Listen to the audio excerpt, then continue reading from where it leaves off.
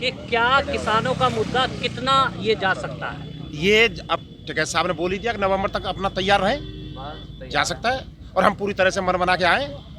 अभी मैं 2 दिन पहले गया हूँ, फिर क्षेत्र में जागरूकता फैलाई है, उसके बाद लोग जगह जगह पंचायतें करी हैं, फिर आ गया हूँ, पहुँच गया हूँ। इसी तरह से हमने रोटेट होके सारे किसानों को ये बोल दिया गया हमारे शीर्ष नेतृत्व द्वारा कि आप रोटेट होके आओ, एक साथ मत आओ, एक साथ मत आओ। कुछ लोग अब आ जाओ, कुछ लोग फिर आ जाना, अपना काम करते देश का पेट भी भरना है। हम पूरी तरह से आश्वस्त हो चुके हैं, इस तरह के दिमाग में बैठ चुका है हमारे पे, हमें नवंबर तक ये आंदोलन को चलाना है, फिर आगे बढ़ाएंगे।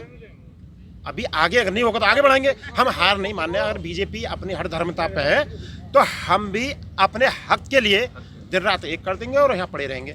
इंतजार कब तक ये मारामारी करेगी, कब तक ठोका-ठाकी करेगी, कितना कूटेगी, कितना पीटेगी। अत्याचार करने पे तुली हुई है सरकार, पूरी तरह से अत्याचार करने, कितना अत्याचार कर लेगी। हम भी मिट्टी के शेर हैं, हवाबाजी नहीं कर रहे हम लोग। मैं भी बीजेपी का कार्यकर्ता रहा हूँ। अभी जिस दिन इनके आंसू बहे उससे पहले बीजेपी का कार्यकर्ता था।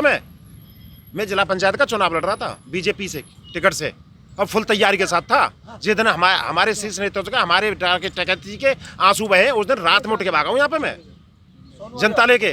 चौधरी साहब, मुझे एक सवाल का जवाब दो, क्योंकि आपने पूरे आंदोलन को देख रहे हो, आप बीजेपी को हो, कि जब सरकार संशोधन पे किसानों की बात मान रही है, उसको ये कानून रद्द करने पे क्यों ऐतराज है? क्या मोदी जी की हठधर्मिता है सिर्फ, या देश पहले है, किसान पहले, या प्रधानमंत्री की जिद पहले है? देखिए, इसमें क्या हुआ है, इन्होंने चुनाव पहले जैसे लड़ा है, ये जीते, उसके बाद इन्होंने उद्योगपतियों से पहले ही सौदा कर लिया। सोनीपत में जमीनें खरीद ली गई हैं गोदामों के लिए, ये यार्ड बना दिए गए। ये पहले ही तय कर लिया गया था कि हम किसानों के साथ इस तरह का एग्रीमेंट करेंगे और आप उनकी पैदावार खरीदोगे।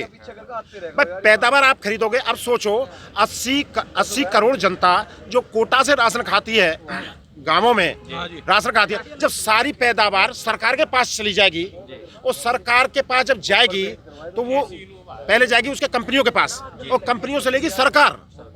कंपनी किसान से लेंगे ए ग्रेड के माल को बी ग्रेड में, और सरकार फिर क्या लेगी, उसी बी ग्रेड को लेगी ए ग्रेड में। अब डिफरेंस को समझ लो, कितनी बड़ी राजनीति है। फिर कहां से लेगी 80 करोड़ जनता के लिए, फिर उन गोदामों से माल आएगा सरकार के पास। क्या सीधे सीधे सरकार नहीं खरीद सकती उस माल को? तो कम से कम किसानों को भी मेहनताना मिल जाए। अब तक किसान सीधे सीधे खरीद रही थी। मुझे एक सवाल बताइए चौधरी साहब, आपने कहा 6 फरवरी को चक्का जाम है, इसको कैसे आप देखते हैं, कैसे इसको सफल बनाएंगे?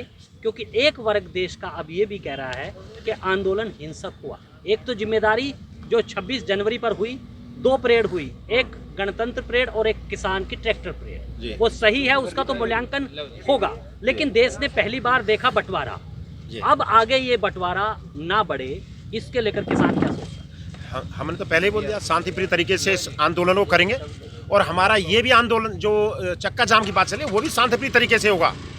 और घोषित है, घोषणा है, अचानक कोई बवाल नहीं कर रहे, घोषणा है और संकेत दे रहे हैं। हम बड़े आंदोलन का संकेत दे रहे हैं कि आप संभल जाओ। ये चक्का जाम 3 घंटे का केवल सांकेतिक तौर पे बहुत बड़े आंदोलन की तैयारी का एक छोटा सा रूप है, शुरुआत है ये।